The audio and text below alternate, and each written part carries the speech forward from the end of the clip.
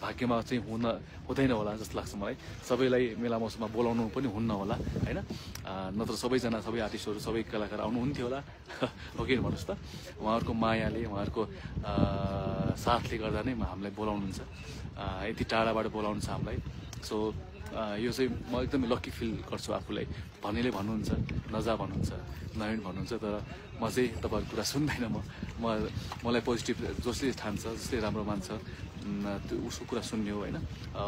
म यदि प्रोग्राममा नगएको भए पनि त म यसरी घुम्न आउन पाउँथेन होला होइन। सो यसरी यहाँको लोकल आमाको, लोकल बुवाको, यहाँको दाजुभाइ दिदीबहिनीहरूको आशीर्वाद दिन पाउँथेन होला होइन। त्यो त पाइरहेको छु नि मैले।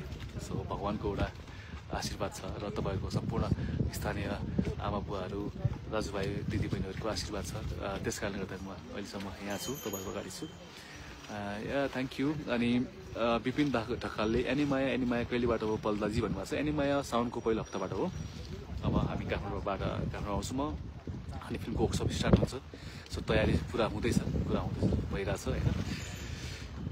नमस्कार भन्नुभएको छ लक्ष्मी बरालजी। लक्ष्मीजी नमस्ते, थ्याङ्क यू। मनिषा श्रेष्ठ एकदम राइट कुरा भन्नुभएको छ, थ्याङ्क यू मनिषा। जाने अब हामी अब फर्किँदैछौँ। ओके। सो राराले पर्खिरहेको छ सम्पूर्ण तपाईँहरू आन्तरिक तथा बाह्य पर्यटकलाई। आउनुहोला, घुम्नुहोला, अति सुन्दर छ, अति सुन्दर छ। जानुहोस् त।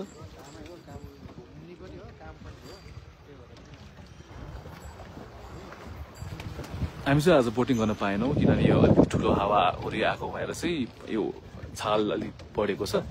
त्यस कारणले गर्दा बोटिङ गर्न नमिल्दो रहेछ है त। एनिमाया कहिलेबाट बल्छी भन्नुहोस् विपिन ढकालले। अब हामी आउँदैछौँ छिट्टै।